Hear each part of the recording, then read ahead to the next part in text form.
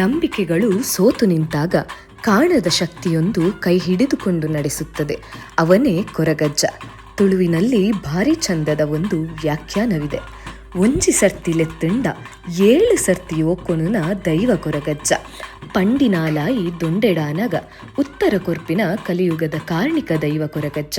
ಅಂದರೆ 1 ಸಲ ಕರೆದರೆ 7 ಸಲ ಓಕೊಡುವ ದೈವ ಕೊರಗಜ್ಜ. ನುಡಿದ ನಾಲಗೆ ಗಂಟಲನ್ನು ಸೇರುವುದರೊಳಗಾಗಿ ಉತ್ತರವನ್ನು ನೀಡುವ ಕಲಿಯುಗದ ಕಾರ್ಣಿಕ ದೈವ ಕೊರಗಜ್ಜ. ನಮ್ಮ ತುಳುನಾಡೇ ಹೀಗೆ ಅದೆಷ್ಟೋ ಅದ್ಭುತಗಳಿಗೆ ಸಾಕ್ಷಿಯಾದ ಪುಣ್ಯ ಬೀಡು. ಅಂತಹ ಅದ್ಭುತಗಳಲ್ಲಿ ದೈವಾರಾಧನೆಯು ಒಂದು.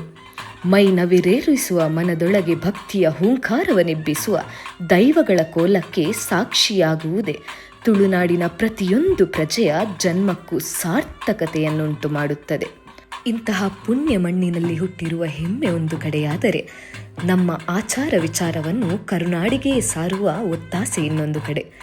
ನಾ ನುಡಿವ ಭಾಷೆ ಕನ್ನಡವಾದರೆ ನನ್ನ ಮಾತೃಭಾಷೆ ತುಳು. ನಾ ದುಡಿವ ನಾಡು ಕರುನಾಡಾದರೆ ನಾ ಹುಟ್ಟಿ ಬೆಳೆದ ನಾಡು ತುಳುನಾಡು.